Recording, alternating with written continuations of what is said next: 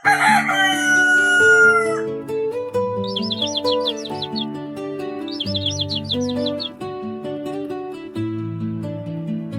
समय की बात है, एक बड़ा और समृद्ध राज्य था।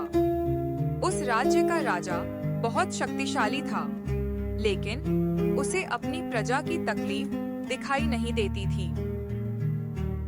उसी राज्य के एक छोटे से गांव में एक गरीब लेकिन मेहनती किसान रहता था। उसका नाम था कल्लू। कल्लू रोज सूरज निकलने से पहले उठ जाता और अपने खेत में काम करने चला जाता। हे भगवान, मेरी मेहनत को बेकार मत जाने देना। राजा को लगता था कि राज्य सिर्फ उसके आदेश से चलता है। मैं जो चाहूँ वही कानून है। एक दिन दरबार में राजा ने बड़ा ऐलान किया। इस साल से लगान 2 गुना लिया जाएगा। किसी को कोई आपत्ति नहीं होगी। जैसा आदेश महाराज। अगले दिन महाराज का मंत्री घोषणा करने के लिए गांव पहुंचा।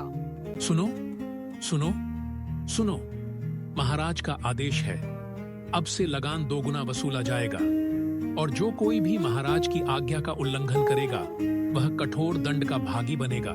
राजा का आदेश सुनते ही गांव में डर फैल गया। अब तो घर चलाना मुश्किल हो जाएगा। हम गरीब लोग इतना लगान कैसे देंगे? कल्लू बहुत परेशान हो गया। अगर इतना लगान दिया तो परिवार के लिए अनाज भी नहीं बचेगा। कुछ दिनों बाद राजा अपने सैनिकों के साथ गांव आया। याद रखो, मेरी कृपा से ही यह गांव सांस ले रहा है। मेरी मर्जी के बिना यहाँ कोई एक कदम भी नहीं जी सकता। कल्लू ने हिम्मत जुटाई और राजा से बात की। महाराज, हम किसान दिन रात मेहनत करते हैं। लगान ज्यादा हुआ तो हमारा गुजारा मुश्किल हो जाएगा। तुम मुझे राज चलाना सिखाओगे?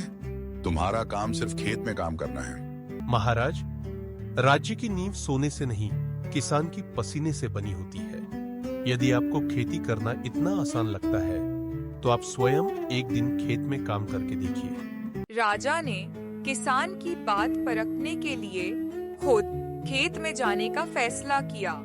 मैं भी देखूं खेती में क्या कठिनाई है। राजा ने पहली बार अपने जीवन में कुदाल उठाई और काम करने लगा। अरे, यह काम इतना कठिन होता है? महाराज, किसान रोज यही करता है बिना शिकायत के। राजा के हाथों में छाले पड़ गए। उसका घमंड धीरे धीरे टूटने लगा। फिर राजा ने पंचायत के पेड़ के नीचे बड़ा ऐलान किया। आज मैंने खेत में काम करके समझ लिया कि किसान कितना कष्ट सहता है। आज से लगान कम किया जाता है और हर किसान को राज्य की सहायता मिलेगी। महाराज की जय हो।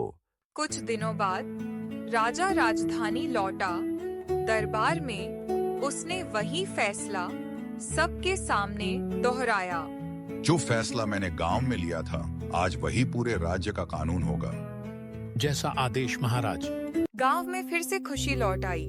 राजा ने कल्लू को दरबार में बुलाया। कल्लू, तुमने मुझे सच्चा राजा बनना सिखाया। महाराज, मेरा कोई अपमान करने का इरादा नहीं था। मैं तो सिर्फ आपको किसान की मेहनत का एहसास दिलाना चाहता था कि किसान एक रोटी के लिए कितनी मेहनत करता है। उस दिन के बाद राजा न्याय से राज्य करने लगा और किसान सम्मान से जीने लगे।